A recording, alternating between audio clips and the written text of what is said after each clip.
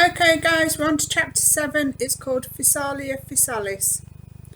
The silver grey Mercedes SL600 cruised down the motorway, travelling south.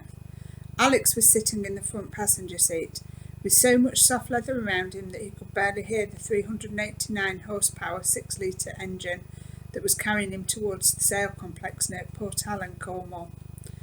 But at 80 miles per hour the engine was only idling. Alex could feel the power of the car. £100,000 worth of German engineering. One touch from the thin, unsmiling chauffeur and the Mercedes would leap forward. This was a car that sneered at speed limits. Alex had been collected that morning from a converted church in Hampstead, North London. This was where Felix Lester lived. When the driver had arrived, Alex had been waiting with his luggage, and there'd even been a woman, an MI6 operative, kissing him, telling him to clean his teeth, waving goodbye. As far as the driver was concerned, Alex was Felix. That morning, Alex had read through the file and he knew that Lester went to a school called St Anthony's, had 2 sisters and a pet Labrador. His father was an architect, his mother designed jewellery. A happy family, his family, if anybody asked. "How far is it to Port Talon?" he asked. So far the driver had barely spoken a word. He answered Alex without looking at him. "A few hours. You want some music?" "Got any John Lennon?" That wasn't his first choice. According to the file, Felix Lester liked John Lennon. No. "Forget it, I'll get some sleep." He needed the sleep. He was still exhausted from the training and wondered how he would explain all the half-healed cuts and bruises if anyone saw under his shirt. Maybe he'd tell them he got bullied at school. He closed his eyes and allowed the leather to suck him into a sleep. It was the feeling of the car slowing down that woke him. He opened his eyes and saw a fishing village, the blue sea beyond, a swathe of rolling green hills and a cloudless sky. It was a picture off a jigsaw puzzle, or perhaps a holiday brochure advertising a forgotten England. Seagulls swooped and cried overhead, and old tangled nets, smoke and flaky paint pulled into the quay. A few locals, fishermen and their wives, stood around waiting. It was about 5 o'clock in the afternoon, and the village was caught in the silvery fragile light that comes at the end of a perfect spring day. "Port Talon," the driver said. He must have noticed Alex opening his eyes. "It's pretty. Not if you're a fish." They drove round the edge of the village and back inland, down a lane that twisted between strangely bumpy fields. Alex saw the ruins of buildings, half-crumbling chimneys and rusting metal wheels, and knew he was looking at an old tin mine. They'd mined tin in Cornwall for 3,000 years until one day the tin had run out. Now all that was left were the holes. A couple of kilometres down the lane, a linked metal fence sprang up. It was brand new, 10 metres high, topped with razor wire. Arc lamps on scaffolding towers stood at regular intervals, and there were huge signs, red on white. You could have read them from the next county. "Sale Enterprises, strictly private." "Trespassers will be shot," Alex muttered to himself. He remembered what Mrs. Jones had told him. He's more or less got his own private army. He's acting as if he's got something to hide. Well, that was certainly his own first impression. The whole complex was somehow shocking, alien to the sloping hills and fields. The car reached the main gate, where there was a security cabin and an electronic barrier. A guard in a blue and grey uniform with SE printed on his jacket waved them through. The barrier lifted automatically, and then they were following in a long straight road over a stretch of land that had somehow been hammered flat, with an airstrip on one side and a cluster of 4 high-tech buildings on the other. The buildings were large, smoked glass and steel, each one joined to the next by a covered walkway. There were 2 aircraft next to the landing strip, a helicopter and a small cargo plane. Alex was impressed. The whole complex must have been about 5 kilometres square. It was quite an operation. The Mercedes came to a roundabout with a fountain at the centre, swept round it and continued up towards a fantastic sprawling house. It was Victorian. red brick topped with copper domes and spires that had long ago turned green. There must have been at least 60 windows on the 5 floors facing the drive. It was a house that just didn't know when to stop. The Mercedes pulled up at the main entrance and the driver got out. "Follow me." "What about my luggage?" Alex asked. "It'll be brought." Alex and the driver went through the front door and into a hall dominated by a huge canvas. Judgment Day, the end of the world, painted 4 centuries ago as a swirling mass of doomed souls and demons. There were works of art everywhere. Watercolours and oils, prints, drawings, sculptures in stone and bronze, all crowded together with nowhere for the eye to rest.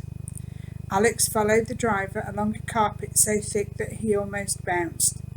He was beginning to feel claustrophobic and was relieved when they passed through a door and into a vast room that was practically bare. "Mr. Sale will be here shortly," the driver said, and left. Alex looked around him. This was a modern room with a curving steel desk near the centre, carefully positioned halogen lights and a spiral staircase leading down from a perfect circle cut in the ceiling high above. One entire wall consisted of a single sheet of glass, and walking over to it, Alex realised that he was looking at a gigantic aquarium. The sheer size of the thing drew him towards it. It was hard to imagine how many thousands of litres of water the glass held back, but he was surprised to see that the tank was empty. There were no fish, although it was big enough to hold a shark. And then something moved in the turquoise shadows, and Alex gasped with a mixture of horror and wonderment as the biggest jellyfish he had ever seen drifted into view. The main body of the creature was shimmering, pulsating mass of white and mauve, shaped roughly like a cone. Beneath it, a mass of tentacles covered with circular stingers twisted in the water, at least 10 metres long. As the jellyfish moved or drifted in an artificial current, its tentacles writhed against the glass, so it looked almost as if it was trying to break out. It was the single most awesome and repulsive thing Alex had ever seen. "Physalia, Physalis," the voice came from behind him, and Alex twisted round to see a man coming down the last of the stairs. Herod Sale was short. He was so short that Alex's first impression was that he was looking at a reflection that had somehow been distorted. In his immaculate and expensive black suit with gold signet ring and brightly polished black shoes, he looked like a scaled-down model of a multimillionaire businessman. His skin was very dark, so that his teeth flashed when he smiled. He had a round, bald head and very horrible eyes. The grey irises were too small, completely surrounded by white. Alex was reminded of tadpoles before they hatch. When Sale stood next to him, the eyes were almost at the same level as his, and held less warmth than the jellyfish. "The Portuguese man o' war," Sale continued. He had a heavy accent brought with him from the Beirut marketplace. "It's beautiful, don't you think?"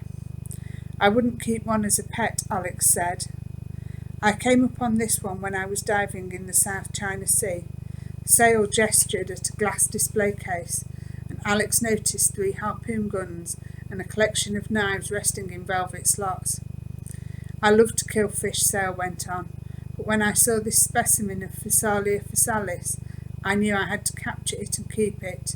You see, it reminds me of myself. It's 99% water. It has no brains, no guts, and no anus." Alex had dredged up the facts from somewhere and spoken them before he knew what he was doing. Sale glanced at him, then turned back to the creature hovering over him in its tank. "It's an outsider," he said. "It drifts on its own, ignored by the other fish. It is silent, and yet it demands respect. You see the nemesis, Mr. Lester, the stinging cells. If you were to find yourself wrapped in those, it would be an exquisite death." "Call me Alex," Alex said. He meant to say Felix, but somehow it had slipped out. It was the most stupid, the most amateurish mistake he could have made, but it had been thrown by the way Sale had appeared, and by the slow hypnotic dance of the jellyfish. The grey eyes squirmed. "I thought your name was Felix." "My friends call me Alex." Why? After Alex Ferguson. I'm a big fan of Manchester United, and he was the best manager they ever had. It was the first thing Alex could think of. But he'd seen a football poster in Felix Leicester's bedroom and knew that at least he'd chosen the right team. Sale smiled. That's most amusing. Alex, it shall be. And I hope we will be friends, Alex. You are a very lucky boy. You won the competition and you are going to be the first teenager to try out my Stormbreaker. But this is also lucky, I think, for me. I want to know what you think of it. I want you to tell me what you like, what you don't. The eyes dipped away and suddenly he was businesslike. We only have 3 days until the launch, he said. We'd better get a bloody move on, as my father used to say. I'll have my man take you to your room, and tomorrow morning, first thing, you must get to work. There's a maths programme you should try. Also languages. Also, all the software was developed here at Sale Enterprises. Of course, we've talked to children, we've gone to teachers, to education experts. But you, my dear Alex, you will be worth more to me than all of them put together. As he had talked, Sale had become more and more animated, carried away by his own enthusiasm. He had become a completely different man. Alex had to admit that he had taken an immediate dislike to Herod Sale. No wonder Blunt and the people at MI6 mistrusted him. But now he was forced to think again. He was standing opposite one of the richest men in England, a man who he had decided, out of the goodness of his heart, to give a huge gift to British scores. Just because he was small and slimy, that didn't necessarily make him an enemy. Perhaps Blunt was wrong after all. Ah, here's my man now, Sale said, and about bloody time. The door had opened, and a man had come in, dressed in the black suit and tails of an old-fashioned butler. He was as tall and as thin as his master was short and round, with a thatch of ginger hair above his face, so pale it was almost paper white. From a distance it looked as if he was smiling, but as he grew closer, Alex gasped. The man had 2 horrendous scars, one on each side of his mouth, twisting up all the way to his ears. It was as if someone had attempted to cut his face in half. The scars were a gruesome shade of mauve. They were smaller, fainter scars where his cheeks had once been stitched. This is Mr. Grin, Sale said. He changed his name after his accident. Accident? Alex found it hard not to stare at the terrible wounds. Mr. Grin used to work in a circus. It was a novelty knife-throwing act. For the climax, he used to catch a spinning knife between his teeth. But then one night his elderly mother came to see the show. She waved to him from the front row and he forgot his timing wrong. He's worked for me for 12 years now, and although his appearance may be displeasing, he is loyal and efficient. Don't try to talk to him, by the way. He has no tongue. Ugh, Mr. Grin said. Nice to meet you, Alex muttered. Take him to the blue room, Sale commanded. He turned to Alex. You're fortunate that one of our nicest rooms has come up free, here in the house. We had a security man staying there, but he left us quite suddenly. Oh, why was that? Alex asked casually. I have no idea. One moment he was here, the next he was gone. Sale smiled again. I hope you won't do the same, Alex. Right, where? Mr. Gin gestured at the door, and leaving Herod Sale standing in front of his huge captive, Alex left the room.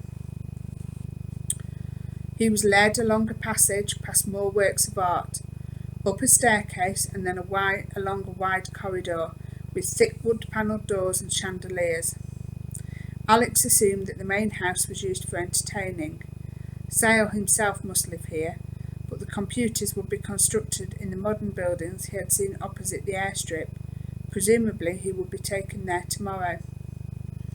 His room was at the far end. It was a large room with a 4-poster bed and a window looking out onto the fountain. Darkness had fallen, and the water cascading 10 metres through the air over a semi-naked statue that looked remarkably like Herod Sale was eerily illuminated by 12 concealed lights. Next to the window was a table with an evening meal already laid out for him. ham, cheese, salad. His bag was lying on the bed. He went over to it, a Nike sports bag, and examined it. When he had closed it up, he had inserted 3 hairs into the zip, trapping them in the metal teeth. They were no longer there. Alex opened the bag and went through it. Everything was exactly as it had been when he had packed, but he was certain that the sports bag had been expertly and methodically searched. He took out the Nintendo DS, inserted the Speed Wars cartridge and pressed the start button 3 times. At once the top screen lit up with a green rectangle, the same shape as the room. He lifted the Nintendo up and swung it around him, following the line of walls. A red flashing dot suddenly appeared on the top of the screen. He walked forwards, holding the Nintendo in front of him. The dot flashed faster, more intensely. He had reached a picture hanging next to the bathroom, a squiggle of colours that looked suspiciously like a Picasso. He put the Nintendo down and carefully lifted the canvas off the wall. The bug was taped behind it, a black plastic disc about the size of a 10-pence piece. Alex looked at it for a minute, wondering why it was there. Security? Or was Sale such a control freak that he had to know what his guests were doing every minute of the day and night? Alex put the picture back. There was only one bug in the room. The bathroom was clean. He ate his dinner, showered and got ready for bed. As he passed the window, he noticed activity in the grounds near the fountain. There were lights shining out of the modern buildings. 3 men, all dressed in white overalls, were driving towards the house in an open-top jeep. 2 more men walked past. These were security guards, dressed in the same uniform as the man at the gate. They were both carrying semi-automatic machine guns. Not just a private army, but a well-armoured one.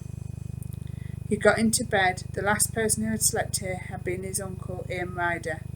Had he seen something looking out of the window? Had he heard something? What could have happened that meant he had to die? Sleep took a long time coming to the dead man's bed. Okay, that's the end of this chapter for today.